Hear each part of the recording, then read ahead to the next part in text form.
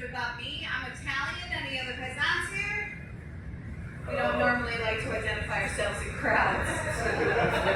Just ask JFK. And people killed Jesus too. See, a lot of people think the Jews killed Jesus, but that's not true. The Romans killed Jesus, and I want credit. Like I said, I'm Italian. My baby sister Tony and I are very light-haired, light-skinned like my mother. And my sister Nikki is very jet-black hair, very caramel-skinned like my father. So we were in the Kmart, and I was like chomping down on a huge dill pickle because it was the 80s, and that's what you did in Kmart. And this woman came over to my sister, and she kneeled down, and she said, "Is this your mother?" And my mother said, "Excuse me." And the woman said, "I'm sorry, ma'am, you don't look Mexican." This is the moment the light bulb goes off. I'm going to convince my sister that she was adopted. Now we have this like display birth certificate that you get like at the grocery store. It has little baby ink feet on it. The picture, you write down how long it is, how much it weighs, put it in a frame, you throw it in the wall. So I said, "Nikki, I can prove you're not Mexican." And I brought her over the picture, and I ran my finger across a tiny sentence at the bottom of the frame, and it said, "Made in Taiwan." I said, "You were made in Taiwan, that's a legal document."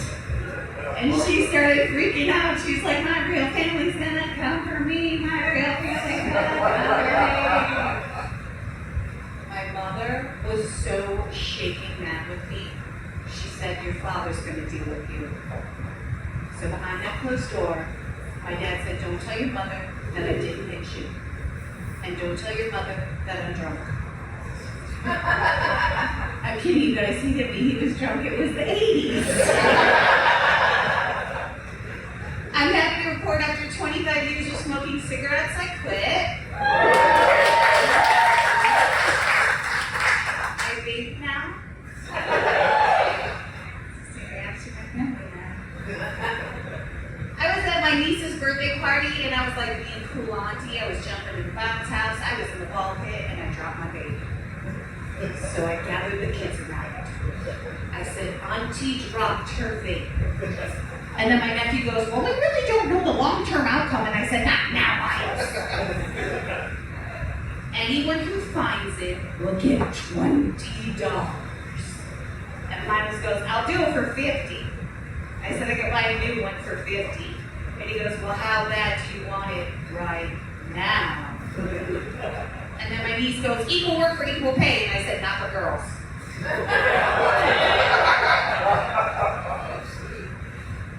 By a round of applause, who has never heard of the DARE program?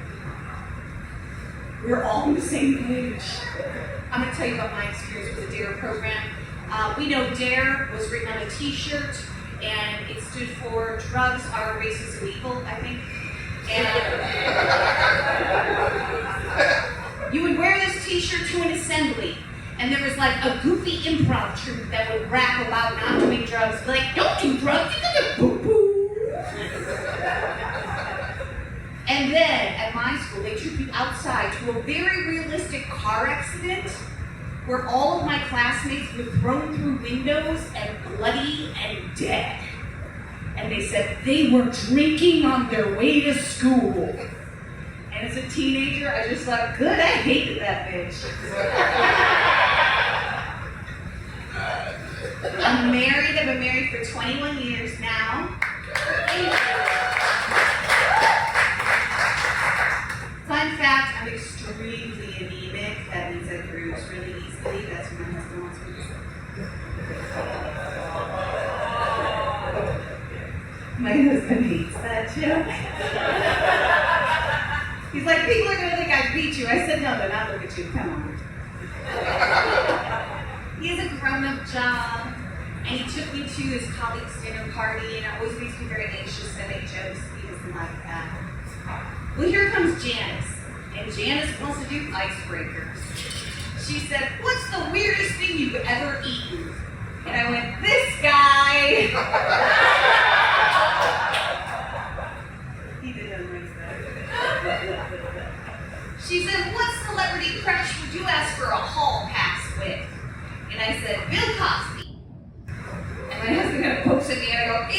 Bill Cosby, not today. She goes, agree or disagree. Taking a good shit is better than sex. And I said, what are you eating? And Janice goes, not this guy. So that was an awkward night. OJ talked about this earlier. Men are always saying, like, I want to have a threesome, I want to have a threesome, right? My husband said this, I want to have a threesome. I was like, all right, I'm going to flip the switch on him, right? I was like, okay, what if we have a threesome with me and 2 guys? And he goes, would you want that? I said, is that an option?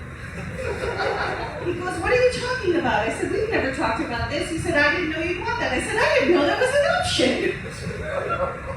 Here's the thing, I don't watch porn. I find it very annoying. None of the characters have names. And my husband doesn't want to watch porn with a plot, but I want to know what her dad did to her or her uncle to bring her here. Have you ever had a fleeting thought that you immediately judge yourself for? Like I was at the hair salon and there was this beautiful gay man just washing my hair and rubbing my head, and I just thought, I could turn it. I support the gay community. I have a gay daughter. She's poly, bi, gender fluid. Her pronouns are she, they. And I was like, can mommy just call you gay? Is that okay? I'm trying to be more progressive. I'm trying to learn from my gay daughter. She said, Mom, sometimes I like girls, and sometimes I like boys, and sometimes I like girls that are boys, and sometimes I like boys that are girls, and sometimes I like people that aren't boys or girls. And I said, stop. I am trying to be supportive, but you sound like a whore.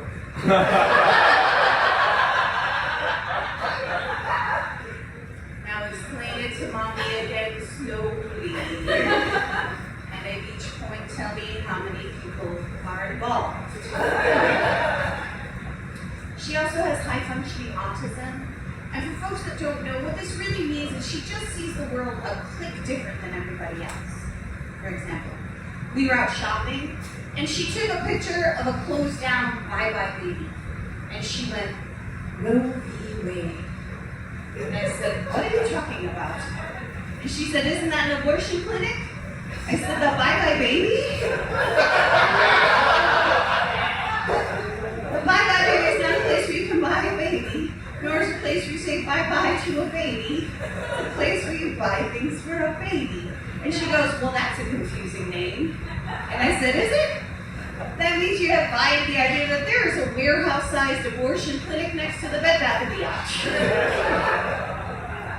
Number 2, she said, you want a hot mom contest. I said, what? She said, I'm at a party. We decided to have a hot mom contest, and everyone pulled out pictures of their mom, and you won. I was like, oh. She goes, well, it was just you and one other mom, but you beat Anthony's spot. You were the hottest mom at the Dungeons & Dragons party. And I was like, I'm like a 20-sided dice. I'm always a critical hit. 2 Dungeons & Dragons fans? I see you. Guys, that kills at the comic book stores. That's all I'm saying. We didn't find out she had autism until she was about 17. And when she got her diagnosis, it just hit me right in the chest. I just thought, well, that makes so much sense. I just thought she was an asshole. And it does make so much sense, and we do communicate so much better now, but here's what came out of it. Now, every time I meet an asshole, I'm like, oh, he's autistic. And it makes it so much easier to deal with him. I'm telling you right now, the next time you meet an asshole, if you just say to yourself, like, oh, I just need to be patient with him, it's going to save your whole day. My daughter said, Mom, why did I get autism? And I said, because I got you vaccinated for chickenpox. I'm kidding, I told her the truth. I said, you got that shit for me, yes, I can't. Get your mental health problems from mommy. I have a 14-year-old as well. When she was 12, she decided she wanted to take out a Tinder account on her friend's phone because they thought it was funny. I said, let me see the profile. First of all, the profile picture was lesser-known actress Keira Knightley. I said, do you know who this is? And she said, she's pretty. So my 12-year-old was catfishing people on Tinder as Keira Knightley under the alias Sheila. I said, why Sheila? And she said it sounded more adult. This was a profile said. This girly pop slay. No simps, no sad boys, bet. I said, I don't think that's how adults talk. I don't know, I've never been on a dating app. When my husband and I started dating, he left me messages on my answering machine. You know how hard it is to get a dick pic off an answering machine? I did have this one idea the other day, like what would be a 90s equivalent of an unsolicited dick pic? Just be a guy with a bunch of Polaroids of his dick and he's like, look at this! Look at this! Look at this! Does anyone here consider themselves like an aggressive driver, like someone who kind of weaves in and out of traffic? Yeah? What's your name? Miranda? We all fucking hate you, Miranda. You drive with Miranda?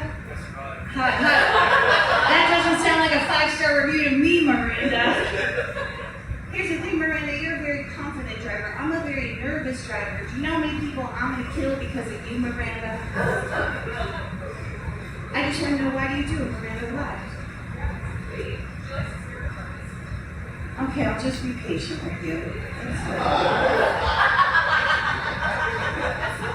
Alright, I'm about to get out of here, guys. If you guys enjoyed me, after the show, I'll be in the hallway selling some stickers for $1 or whatever you'd like to tip me that say Midwest Hot, you sound like a whore, and Big Clit Energy. Alright, one more. My baby sister Tony was born 4 months premature, and she was born with half a heart and one lung, and she had to live in an incubator for the first year of her life. And they said she wouldn't live past the age of 5.